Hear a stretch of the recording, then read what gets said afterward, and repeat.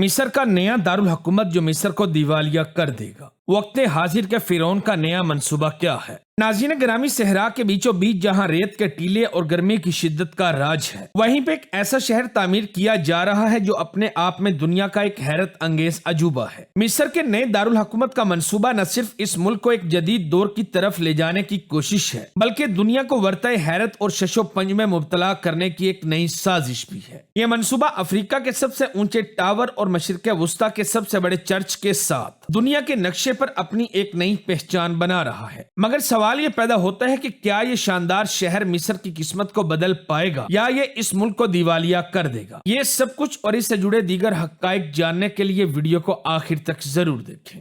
تو چلیے ویڈیو کا باقاعدہ آغاز کرتے ہیں۔ ناظرین، مصر کا نیا دارالحکومت جس کو نیو ایڈمنسٹریٹو کیپٹل کے نام سے جانا جاتا ہے، یہ قاہرہ سے تقریباً 30 میل مشرق میں اور نہر سویس کے قریب تعمیر کیا جا رہا ہے۔ یہ منصوبہ انتہائی وسیع اور شاندار ہے، جس کا کل رقبہ 270 مربع میل ہے، جو کہ دنیا کے مشہور اور مہنگے ترین شہر سنگاپور کے برابر ہے۔ اس شہر کو 5 ملین افراد کی رہائش کے لیے ڈیزائن کیا جا رہا ہے، یعنی کہ یہ شہر 50 لاکھ لوگوں کے رہنے کے لیے وسیع جگہ رکھتا ہوگا۔ اس نئے شہر میں ایک بلند ترین عمارت بھی تعمیر کی گئی ہے جس کی بلندی تقریباً 1300 فٹ ہے۔ اس شہر کے مرکز میں ایک وسیع پارک بھی موجود ہے جس کو گرین ریور کا نام دیا گیا ہے۔ یہ پارک نیو یارک کے سینٹرل پارک سے 2 گنا بڑا ہوگا، جو اس شہر کے بیچوں بیچ نہایت سرسبز اور شاندار ماحول فراہم کرے گا۔ تاہم صحرا میں اس قدر بڑے پارک کو پانی فراہم کرنا ایک بہت بڑا مسئلہ ہے، جس کے بارے میں مختلف تجاویز زیر غور ہیں، مگر ابھی تک اس کا واضح حل پیش نہیں کیا گیا۔ دوستو، مصر کے نئے دارالحکومت کی سب سے شاندار خصوصیت اس کا عظیم الشان صدارتی محل ہے، جو کہ اپنی وسعت اور خوبصورتی میں دنیا کے مشہور محلات کو بھی پیچھے چھوڑ دیتا ہے۔ یہاں کی ہر دیوار، ہر کمرہ، یہاں تک کہ تخت حال بھی ایک عظیم شاہکار ہے، جو کہ مکمل طور پر سونے سے بنایا گیا ہے۔ یہ محل نہ صرف حکومتی انتظامات کا عظیم مرکز ہوگا، بلکہ مصر کی شان و شوکت کی علامت بھی ہوگا۔ بالکل اس کے قریب موجود پارلیمنٹ کی عمارت جدید طرز تعمیر کا نمونہ ہے، جہاں سے ملک کے اہم فیصلے لیے جائیں گے۔ اس کے ساتھ ساتھ شہر کو جدید ترین ٹیکنالوجی سے بھی لیس کیا جائے گا،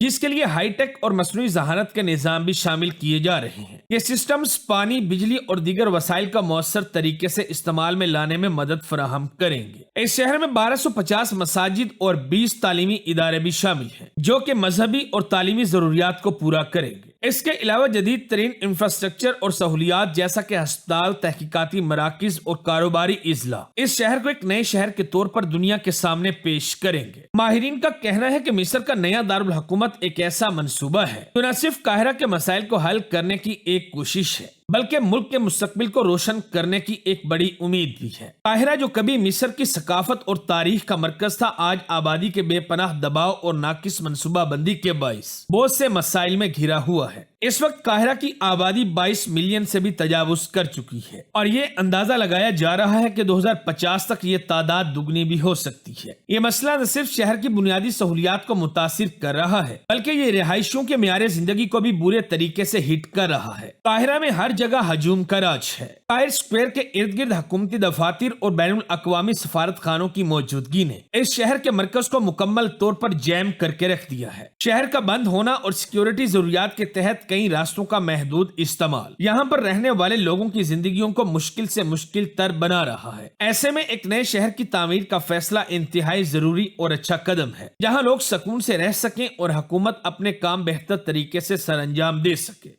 مگر دوستو، یہ نیا دارالحکومت صرف قاہرہ کے مسائل کا حل نہیں ہے۔ حکومت نے اس کو ایک سمارٹ سٹی کے طور پر ڈیزائن کیا ہے، جہاں پر جدید ترین ٹیکنالوجی کا استعمال کیا جائے گا، تاکہ یہ شہر نہ صرف مصر بلکہ دنیا بھر کے لیے ایک مثال بن سکے۔ یہاں کا انفراسٹرکچر ایسا ہوگا جو نہ صرف رہائشیوں کی ضروریات کو پورا کرے گا، بلکہ بین الاقوامی کمپنیوں اور سرمایہ کاروں کو بھی اپنی جانب راغب کرے گا۔ آپ لوگوں کو بتاتا چلوں کہ بین الاقوامی کمپنیاں اور کاروباری ادارے ایسے شہروں کی تلاش میں رہتے ہیں جہاں کام کرنے کا ماحول آسان سے آسان تر اور جدید تر ہو۔ لہٰذا مصر یہ چاہتا ہے کہ یہ نیا بننے والا دارالحکومت ایسی تمام ضروریات کو پورا کرے۔ یہ منصوبہ نہ صرف مصر کی معیشت کو فروغ دے گا، بلکہ افریقہ کے دیگر ممالک کے لیے بھی ایک مثال بن سکتا ہے۔ مگر ناظرین، مصر کے دارالحکومت کا یہ نیا منصوبہ جتنا شاندار دکھائی دیتا ہے، یہ اتنا ہی تنازعات اور عوامی مسائل کا شکار بھی ہے۔ ایک طرف جہاں حکومت اس منصوبے کو ملک کے لیے ایک روشن مستقبل کی علامت قرار دے رہی ہے، تو وہیں دوسری جانب عوام اور ماہرین اس منصوبے کو لے کر سنگین سوالات اٹھا رہے ہیں۔ سب سے پہلے بات کرتے ہیں مالیاتی مسائل کے بارے میں۔ اس منصوبے کا ابتدائی تخمینہ 58 ارب ڈالر تھا، جبکہ صرف پہلے مرحلے میں ہی 10.6 ارب ڈالر خرچ ہو چکے ہیں۔ ملک کی معیشت پہلے ہی بہت زیادہ بحران کا شکار ہے اور قرضوں کا بوجھ بھی بڑھتا چلا جا رہا ہے۔ ماہرین کا کہنا ہے کہ حکومت بین الاقوامی قرضوں پر انحصار کر کے ایک ایسا شہر بنا رہی ہے جو کہ صرف اور صرف اشرافیہ کے لیے ہوگا۔ عام مصری عوام بنیادی ضروریات سے بھی محروم ہو جائے گی۔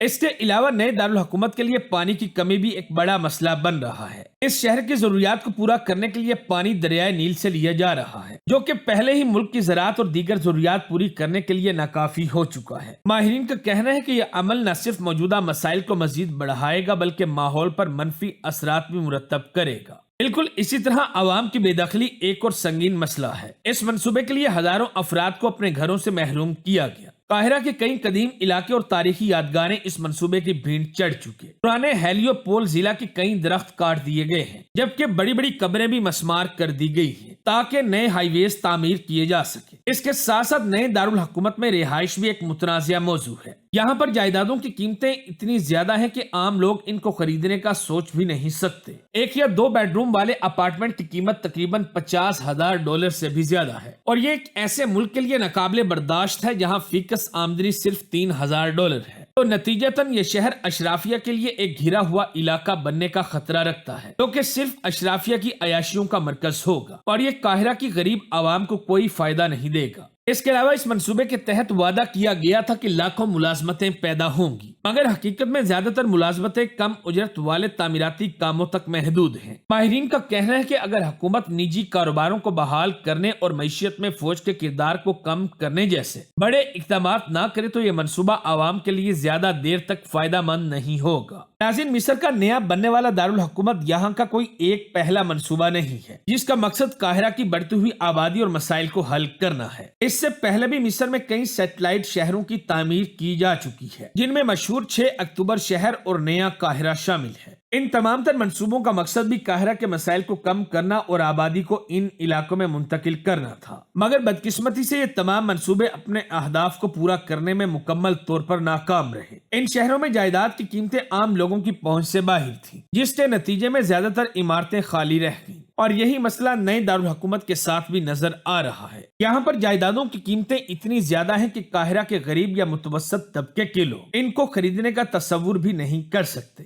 ماضی کے منصوبوں کی ناکامی کی ایک بڑی وجہ یہ بھی تھی کہ ان شہروں کو قاہرہ سے مکمل طور پر مربوط نہیں کیا جا سکا تھا۔ محدود ٹرانسپورٹ کے باعث لوگ ان شہروں میں رہائش اختیار کرنے سے گریز کرتے تھے، اور بالکل یہی مسئلہ اب مصر کے نئے تعمیر ہونے والے دارالحکومت کے ساتھ بھی پیش آ سکتا ہے۔ اگرچہ الیکٹرک ٹرین اور جدید ٹرانسپورٹ سسٹم کا وعدہ کیا گیا ہے، یہ تو آنے والا وقت ہی بتائے گا۔ دوستو، مصر کے اس نئے بننے والے دارالحکومت کے بارے میں آپ لوگوں کی کیا رائے ہے، کامنٹ کر کے ضرور بتائیں۔ امید ہے ہماری آج کی یہ ویڈیو بھی آپ لوگوں کو ضرور پسند آئی ہوگی۔ ویڈیو اچھی لگے تو دوستوں کے ساتھ فیس بک، واٹس ایپ اور دیگر سوشل میڈیا سائٹس پر بھی شیئر کریں تاکہ ہماری حوصلہ افزائی ہو سکے۔ ملتے ہیں اگلی ویڈیو میں، تب تک اپنا اور اپنے پیاروں کا خاص خیال رکھیں۔